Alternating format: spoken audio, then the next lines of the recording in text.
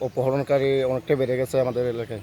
এই এরিয়ার ভিতরে মানে টেকনাফে কি সব জায়গায় এরকম? আপনার বলেন ধরেন শিলকালি, জাহাজচোরা, কচ্ছপিয়া, এগুলো এলাকার মধ্যে আপনার কি মাগরিবের পরও চলাফেরা করতে কষ্ট হয় আমাদের।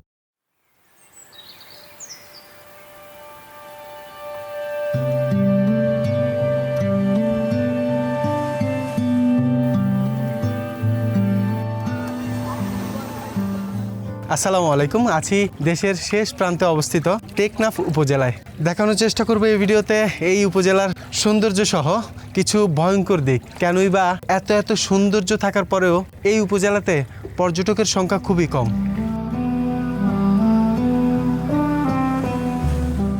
বাংলাদেশের সর্বদক্ষিণে কক্সবাজার জেলার এক অপরূপ উপজেলা টেকনাফ।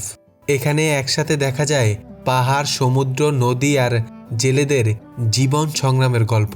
নাফ নদীর ওপারে রয়েছে মায়ানমার সীমান্ত। পর্যটকদের বেশিরভাগই মেরিন ড্রাইভ রোডের আশেপাশেই ঘোরাফেরা করে। তবে এই রাস্তার বাইরেও টেকনাফের অচেনা প্রাকৃতিক সৌন্দর্য রয়েছে, যেখানে নিরাপত্তাজনিত কারণে পর্যটক তো দূরের কথা, অনেক স্থানীয় মানুষও যেতে সাহস পায় না। অপহরণ, মাদক আর মানব পাচার সংক্রান্ত সমস্যার কারণে এত সৌন্দর্য থাকার পরেও টেকনাফ উপজেলা পর্যটনে পিছিয়ে রয়েছে। এই ভিডিওতে জানাবো টেকনাফের কোন কোন জায়গা পর্যটকদের জন্য নিরাপদ আর কোন কোন জায়গাগুলি পর্যটকদের এড়িয়ে চলাই ভালো।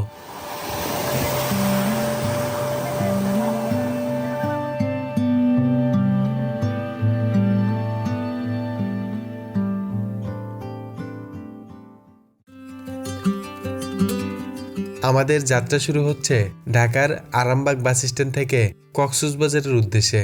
ঢাকা থেকে কক্সবাজারের নন এসি বাস ভাড়া 900 থেকে 1000 টাকা। আর যদি এসি বা স্লিপারে যেতে চান সেক্ষেত্রে ভাড়া পড়বে 1400 থেকে 2000 টাকার মতো। চাইলে ট্রেনেও কক্সবাজার যাওয়া যায়, তবে ট্রেনে যেতে হলে অন্তত 10 দিন আগেই টিকিট কেটে রাখা ভালো, না হলে টিকিট পাওয়া বেশ মুশকিল ব্যাপার। চলে আসছি কক্সবাজারের কলাতলি যে ডলফিন মোড় আছে সেখানে। এখানে কিন্তু বাসগুলো নামিয়ে দেয়। আর আসলে আমরা আজকে তো কক্সবাজারের যে জায়গাগুলো আছে এগুলো ঘুরে দেখবো না, আমরা একদম মেইন ড্রাইভের যে রাস্তাটা আছে এটা ধরে একদম টেকনাফের দিকে চলে যাব।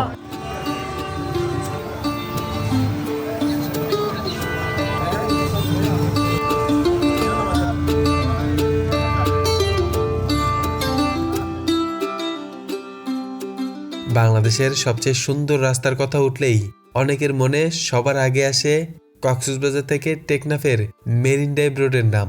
প্রায় 80 কিলোমিটার দৈর্ঘ্যের এই সড়কটি কক্সবাজারের কলাতলি এলাকা থেকে টেকনাফ পর্যন্ত বিস্তৃত।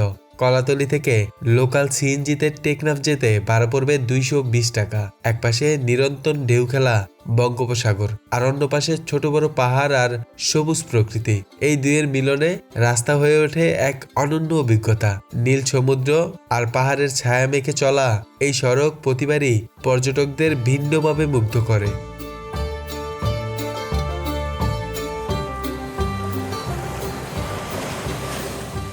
ঠিক আছে ভাই, ধন্যবাদ, ওকে, আল্লাহ হাফেজ। কলাতলির যে ডলফিন মোড় আছে সেখান থেকে লোকাল একটা সিএনজিতে করে চলে আসছি হাজংপাড়াতে। আপনারা যদি সিএনজি ড্রাইভারদের বলেন তাহলে কিন্তু এখানে আপনাদের নামিয়ে দেবে। আর সামনে সুন্দর বিচ রয়েছে, আগে বিচে যাব, তারপরে অন্যান্য জায়গাগুলো দেখাবো। আর এটা কিন্তু টেকনাফের ভিতরে পড়েছে। টেকনাফ উপজেলায় আমরা প্রবেশ করে গেছি, কিন্তু লোকাল সিএনজিতে আসার কারণে আমরা কোনো জায়গায় কিন্তু দাঁড়াইতে পারিনি, একদম সরাসরি এই হাজংপাড়াতে এসে দাঁড়াইছি আর কি।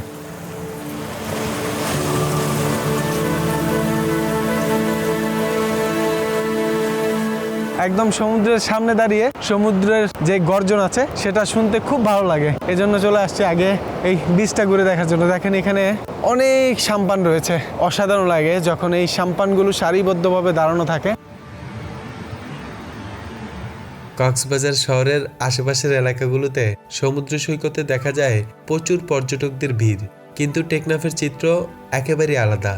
এখানে অনেক জায়গাতেই সমুদ্র সৈকতের পারে পর্যটকদের আনাগোনা নেই বললেই চলে। তাদের বদলে চোখে পড়ে জেলেদের জীবন সংগ্রামের বাস্তব গল্প। দলবদ্ধভাবে তারা গভীর সমুদ্রে পাড়ি জমায় মাছ ধরার উদ্দেশ্যে। সমুদ্রের পাশেই তাদের বসবাসের ব্যবস্থা, আর সেই পরিবেশেই বেড়ে ওঠে তাদের শিশুরা। কখনো খেলাধুলা, কখনো দৈনন্দিন জীবনের ছোট ছোট মুহূর্ত, সব গল্পেই মিশে থাকে সমুদ্রের ছোঁয়া। টেকনাফের এই নীরবতা আর জীবনের সরল বাস্তবতাই জায়গাটিকে আলাদা করে তুলে ধরে। মুন্নি,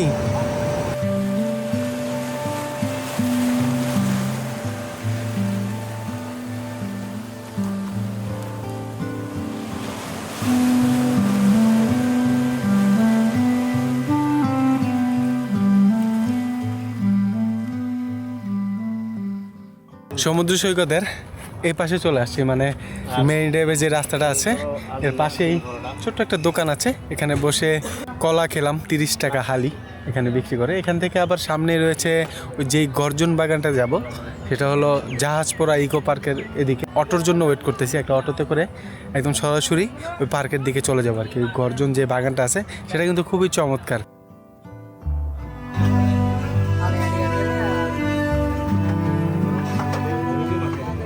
এখানে অটো পাইতে অনেকক্ষণ ওয়েট করা লাগছে আমাদের। গর্জন বাগানে ঘুরবো, তারপরে এই অটোটাতে করে আমরা চলে যাব হলিউড পাহাড়ের সামনে। সেক্ষেত্রে আমাদের ভাড়া দিতে হবে 300 টাকা। আর এই যে অটোতে করে যাচ্ছি আর কি। কতক্ষণ লাগবে ভাইজান যাইতে গর্জন বাগান এখান থেকে? 10-20 মিনিট না?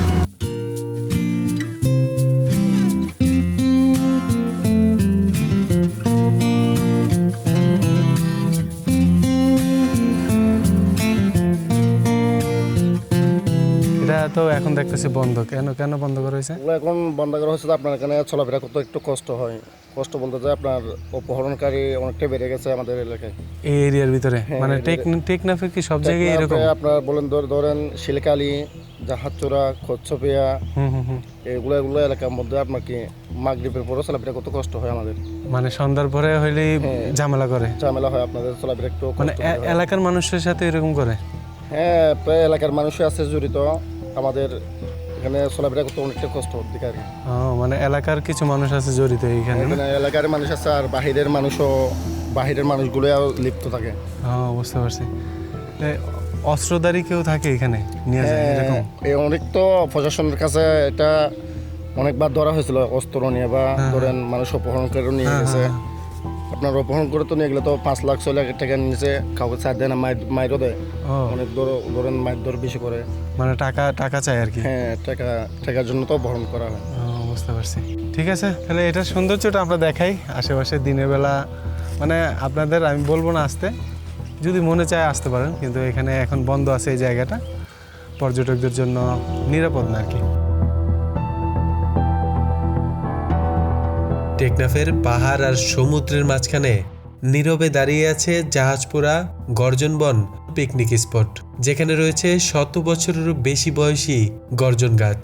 একসময় এটি ছিল পরিচিত পিকনিক স্পট। বর্তমানে নিরাপত্তাজনিত উদ্বেগের কারণে মানুষের মধ্যে আতঙ্ক তৈরি হয়েছে। স্থানীয়দের মতে অপহরণের আশঙ্কায় অনেকেই এখানে যেতে ভয় পান। তবুও বনটি আজও নীরবে দাঁড়িয়ে আছে। শান্ত পরিবেশ, প্রাচীন গাছ আর প্রকৃতির এক অনন্য সৌন্দর্য ধারণ করে।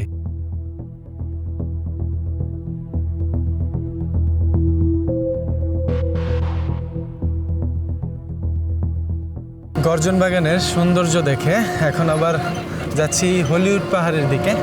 আমাদের এই অটোতে করি, এটা আমাদের নামিয়ে দিয়ে আসবে। বাগানটা কিন্তু চমৎকার ছিল। এটা একটা পিকনিক স্পট ছিল, কিন্তু এখন একদমই বন্ধ হয়ে গেছে।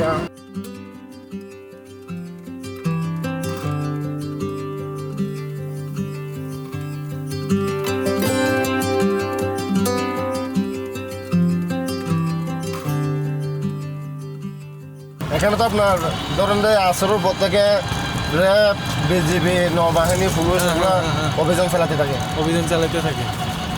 তারপরও এত কেন প্রতিদিন নাকি হয়? আমি অনেকের সাথে কথা প্রতিদিন যেগুলো আপনার এমন একটা দিন না যে না হয়, প্রতিদিনই হইতেছে না? হ্যাঁ, মানুষ এই ভয়ে আতঙ্কে থাকে প্রতিনিয়ত। আপনার মাগরিবের পথে কেউ বাসা থেকে বাইরে হয় না। তারপরে ওই যে আপনারা মানববন্ধন করছিলেন না? হ্যাঁ, আমরা তো পরশু দিনে মানববন্ধন করছিলাম এই কারণেই। পাচার করে কোন দেশে পাঠায়? মালয়েশিয়া। মালয়েশিয়াতে।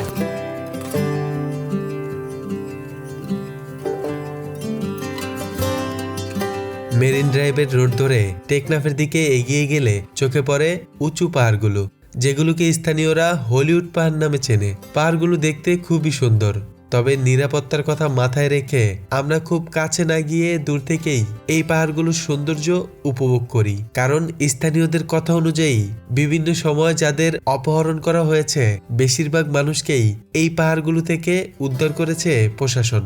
দূর থেকে তাকিয়ে মনকে সান্ত্বনা দেই। প্রকৃতির সৌন্দর্য দেখার জন্য কখনো কখনো দূরত্বই সবচেয়ে নিরাপদ পথ।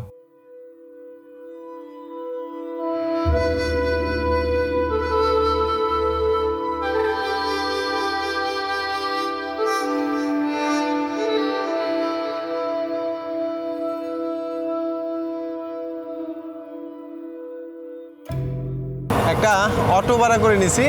এই অটোকে দিতে হবে 120 টাকা, একদম পাহাড়ের সামনে থেকেই। আর এখন টেকনাফের দিকে যাচ্ছি। আজকে রাত্রে টেকনাফি রাত্রি যাপন করবো আমরা। আর এই যে দেখেন, একপাশে সমুদ্র, একপাশে পাহাড়, আর এই সুন্দর রাস্তা, অসাধারণ জায়গা।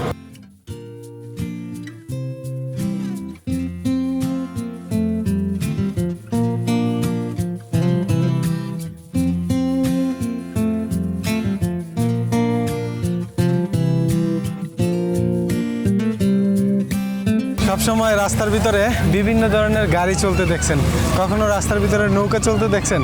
এই যে দেখেন, রাস্তার ভিতরে নৌকা চলতেছে। ভাই, রাস্তার ভিতরে নৌকা চলে? তো মুন্ডার ডেল এই জায়গাটার নাম। অসাধারণ সুন্দর, মানে রাস্তার দুই পাশে আপনারা সাম্পানগুলো দাঁড়ানো দেখবেন, বিভিন্ন রঙের, অসাধারণ লাগে। টেকনাফের এই জায়গাটিতে সবসময় দেখা যায় সারি সারি সাম্পান দাঁড়িয়ে আছে রাস্তার দুই পাশে। সেই কারণেই জায়গাটি পর্যটকদের কাছে বেশ পরিচিত। এখানে দাঁড়িয়ে মেরিন ড্রাইভ রোডের সৌন্দর্যের এক অংশ চোখে পড়ে। এক পাশে সমুদ্র, অন্য পাশে পাহাড়, আর সামনে সারি সারি নৌকা। এই সৌন্দর্য দেখেই আমরা আবারও ছুটে চলেছি সামনের দিকে।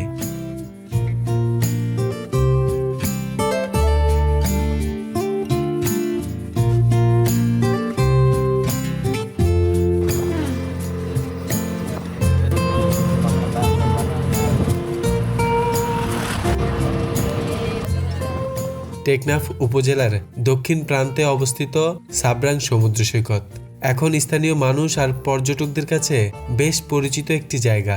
খোলা বিস্তৃত সমুদ্র সৈকত, শান্ত পরিবেশ, নিরিবিলি প্রাকৃতিক সৌন্দর্য সাবরাংকে অন্যান্য সমুদ্র সৈকতগুলো থেকে আলাদা করে তুলেছে। এই এলাকা ঘিরে সরকারিভাবে পর্যটন উন্নয়ন পরিকল্পনাও নেওয়া হয়েছে, তাই এখন নিয়মিত এখানে মানুষের আনাগোনা দেখা যায়। তবে সাবরাংয়ের মেইন বিচে ভিড় থাকলেও এর আশেপাশে এমন এমন জায়গা রয়েছে যেখানে নেই কোলাহল, নেই ভিড়। তাই আবারও আমরা পেছনে ফেলে আসা টেকনাফের দিকে এগিয়ে যাচ্ছি একটি নিরিবিলি সমুদ্র সৈকতের খোঁজে। একদম সমুদ্রের পাড়ে আছি। সূর্যাস্তের সময় মাছ ধরে নিয়ে আসছে জেলেরা।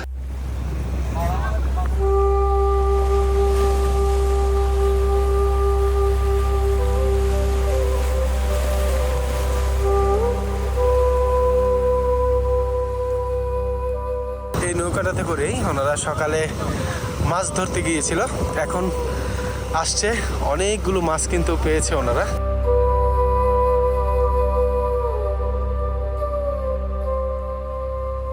সমুদ্রের পাড়ে দাঁড়িয়ে দেখছিলাম জেলেরা ফিরে এসেছে গভীর সমুদ্র থেকে মাছ ধরে।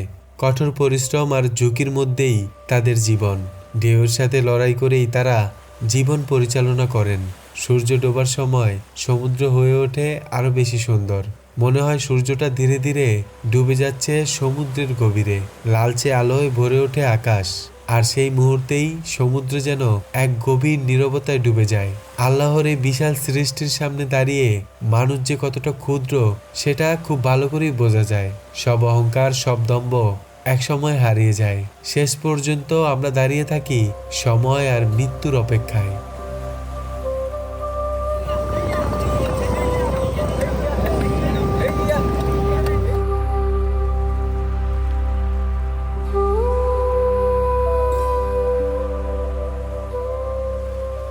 সূর্য অস্ত যাওয়ার পর আমরা রওনা দিচ্ছি টেকনাফ বাজারের দিকে।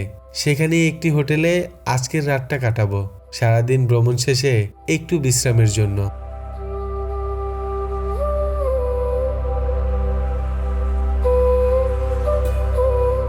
আমার পিছনে যেই হোটেলটা দেখতেছেন, এটাতেই গতকালকে রাত্রে ছিলাম আমরা। আর এটা প্রাইস পড়েছিল 500 টাকা এক রাতের জন্য। আপনারা চাইলে থাকতে পারেন। পরিবেশ ততটাও ভালো না, আবার একেবারে খারাপও না। আরও কয়েকটা হোটেল আছে, আপনারা ঘুরে দেখতে পারেন, যেটা ভালো লাগে থাকতে পারবেন। আমার পিছনে যেই ভাস্কর্যটা দেখতেছেন অসম্ভব চমৎকার লাগছে একটাই কারণে, সেটা হলো এই ভাস্কর্যের মধ্যে দিয়ে এই টেকনাফের যেই ঐতিহাসিক জিনিসপত্রগুলো আছে এগুলো কিন্তু ফুটিয়ে তোলা হয়েছে।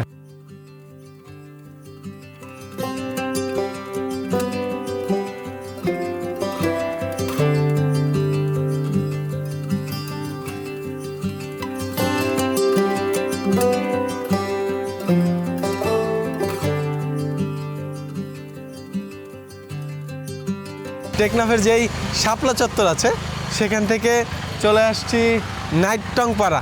এই পাড়ার পাশেই রয়েছে সবচেয়ে সুন্দর রাস্তাগুলোর একটি বাংলাদেশের। এক পাশে নাফ নদী, আরেক পাশে পাহাড়, আর এই সুন্দর রাস্তা চলে গেছে, অসাধারণ লাগে দেখতে। তো সেই রাস্তাটা দেখার জন্যই চলে আসছি এখানে। আমরা এখান দিয়ে হেঁটে হেঁটে যাব, কারণ আমরা অটো নিয়ে আসছি। অটোটা এই রাস্তাটা পার হয়ে যেতে পারতেছে না, মানে একদম উঁচু একটা রাস্তা চলে গেছে।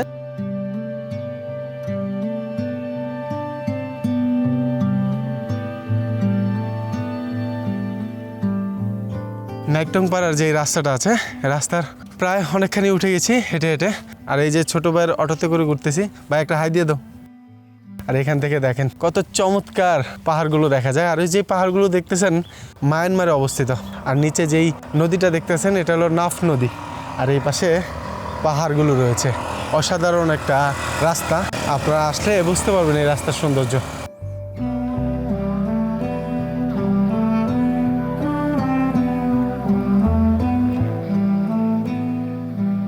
টেকনাফের এক পাশে রয়েছে মেরিন ড্রাইভ রোড, আরেক পাশে রয়েছে এই রাস্তাটি, যেখান দিয়ে ঢাকা থেকে সরাসরি চলাচল করে বাসগুলো টেকনাফে প্রবেশ করে। এই রাস্তাটির কিছু নির্দিষ্ট জায়গায় দাঁড়ালে দেখা মিলে এক অনন্য দৃশ্য। এক পাশে মিয়ানমার সীমান্ত, অন্য পাশে উঁচু পাহাড়, আর মাঝ দিয়ে বয়ে চলেছে নাফ নদী, যার কিছু অংশ বাংলাদেশের ভেতরে আর কিছু অংশ মায়ানমারের ভূখণ্ডে পড়ে। এই একটি রাস্তা থেকেই একসাথে দেখা যায় সীমান্ত, নদী আর পাহাড়ের সৌন্দর্য।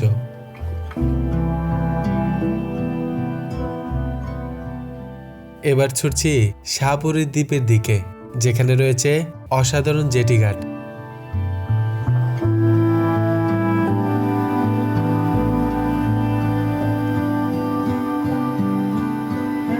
এখানে শত শত একর জায়গা জুড়ে লবণ চাষ করা হয়। আর এই যে দেখেন ছোট ছোট ঘরগুলো তৈরি করে রাখা হয়েছে। এগুলো প্রসেসিং করে পরে মানে বিভিন্ন কোম্পানি বিক্রি করে আর কি, প্যাকেটিং করে। মানে আপনারা কি এখানে থাকেন? মানে আপনাদের গ্রামের বাড়ি কই? এটা এখানে না? আমাদের বাড়ি টেকনাফ না, আমাদের বাড়ি হচ্ছে আরেকটা উপজেলা কুতুবদিয়া। কুতুবদিয়া থেকে আসছেন? কুতুবদিয়া গেছেন কোনোদিন? না যাই নাই, যাওয়ার ইচ্ছা আছে অনেক। গিয়ে দেখেন কুতুবদিয়া দ্বীপে অনেক সুন্দর জায়গা। এখানে কয়জন থাকেন? 5 জন। 5জন লোক এখানে থাকতেছেন। কতদিন ধরে থাকতে হয় এখানে? এখানে আমাদের সিজন 6-7 মাস। 6-7 মাস এই জায়গাটাতে থাকতেছেন? বর্তমানে 1 মাস 12 দিন হয়ে গেছে।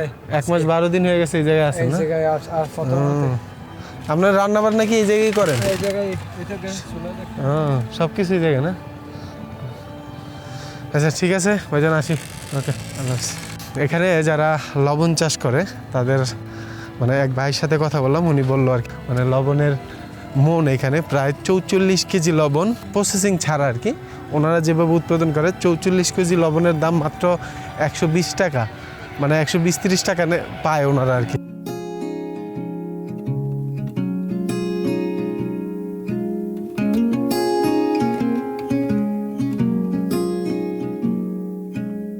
মাত্রই শাহপুরী দ্বীপ আসছে, মানে এখানে যে জেটিটা আছে, জেটিটার সামনে চলে আসছে। আর এর পিছনে জেলা পরিষদ যে কক্সবাজার আছে ওনাদের কিন্তু 10 টাকা দিতে হয় সাধারণ জনগণের জন্য। আপনার 10 টাকা করে ফি করা হয়েছে, তো 10 টাকা করে দিতে হয়েছে এখানে। তারপরে আমরা ওই সামনের দিকে যাবো আর কি, জেটির একদম শেষের দিকে যাব আর আপনাদের সৌন্দর্যটা দেখানোর চেষ্টা করব।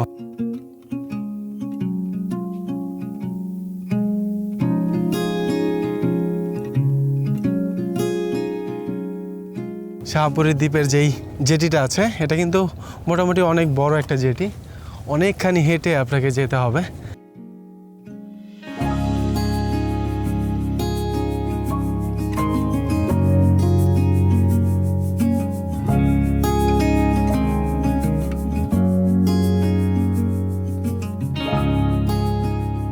শাহপুরীর যেই জেটি ঘাটটা আছে সেটার একদম শেষ প্রান্তে চলে আসছি।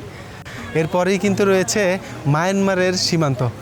ওই যে ওই পারে যে পাহাড়গুলো দেখতেছেন আমার পেছনে, এগুলা মায়ানমারে অবস্থিত। আর এখানে অনেক পর্যটকই আসে শুধু ঘুরে দেখার জন্য। এখান থেকে পর্যটকদের সেন্ট মার্টিন যাওয়া একেবারেই নিষিদ্ধ। শুধু শাহপুরী দ্বীপের যারা আছে আর যারা সেন্ট মার্টিন দ্বীপের আছে তারা চাইলে যেতে পারবে সেন্ট মার্টিনে, কিন্তু পর্যটকদের জন্য এই এরিয়া থেকে যাওয়া নিষেধ। আপনারা চাইলে শিপে যেতে পারবেন, এখন শিপ চলতেছে। শাহপুরী দ্বীপে অনেক পর্যটকই ঘুরতে আসে। তবে এই যে ভাই ব্রাদারের সাথে দেখা হলো, সবাই একটা হাই দিয়ে দেন সবাই। হাই। টেকনাফের একেবারে শেষ প্রান্তে নাফ নদীর মোহনায় অবস্থিত সীমান্ত ঘেঁষা দ্বীপ শাহপুরী দ্বীপ। আর এখানে রয়েছে একটি জেটি যেখানে প্রতিদিন স্থানীয় মানুষ আর পর্যটকদের যাতায়াত হয়। এই দ্বীপের একপাশে বাংলাদেশ আর নদীর ওপারে মিয়ানমার সীমান্ত। ফলে এখানকার পরিবেশ একদিকে যেমন শান্ত, অন্যদিকে তেমনি সংবেদনশীল। শাহপুরী দ্বীপে মূলত জেলে সম্প্রদায়ের বসতি, যাদের জীবন চলে নদী আর সমুদ্র ঘিরে। সূর্যাস্তের সময় নাফ নদীর ধারে দাঁড়ালে জল, আকাশ আর নৌকার ছায়ায় তৈরি হয় এক নিঃশব্দ সৌন্দর্য, যা টেকনাফ ভ্রমণে এনে দেয় এক ভিন্ন মাত্রা। তবে আমরা এখন যাব নতুন কিছুর খোঁজে, এক অচেনা পাহাড়ের চূড়ায়।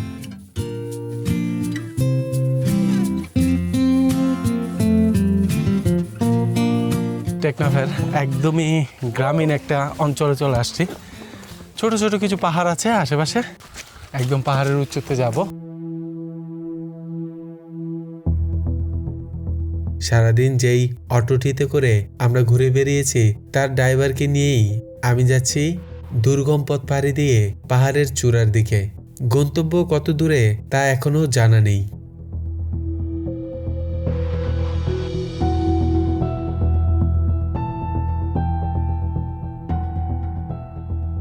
এসব এরিয়াতে তো পর্যটক তো দূরের কথা, ভয়ে কেউ আসেও না এরিয়াগুলোতে, তবে বাঙালিরাই থাকে এদিকে। পাহাড়ের একদম উঁচুতে চলে যাচ্ছি। চিনি না এই পাহাড়টা, নামও জানি না। সামনে এটা নাফ নদী, আর নাফ নদীর ওই পারে পাহাড়গুলো দেখা যাচ্ছে, মায়ানমারের পাহাড় এগুলা। তোমরা আসছো? এর আগে কখন আসো না? ফার্স্ট আসলা? দেখেন এখান থেকে অসাধারণ ভিউ কিন্তু দেখা যায়। আর চারদিকে দেখেন এই পাশেও অনেক বড় বড় পাহাড়।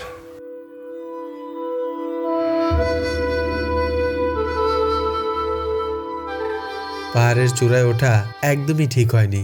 এসব দুর্গম পাহাড় থেকেই সবচেয়ে বেশি অপহরণ করা হয়। আমি অবশ্য আমার সঙ্গে আসা এক ভাইকে নিচেই রেখে এসেছি আর বলে দিয়েছি 40 মিনিটেরও বেশি সময় যদি আমি ফিরে না আসি তাহলে যেন 999 ফোন দিয়ে সাহায্য চান। তাই বেশি সময় নষ্ট না করে এখনই নেমে যাচ্ছি আবারও সেই পাহাড়ের একই পথ ধরে। একদম বেশি জঙ্গল।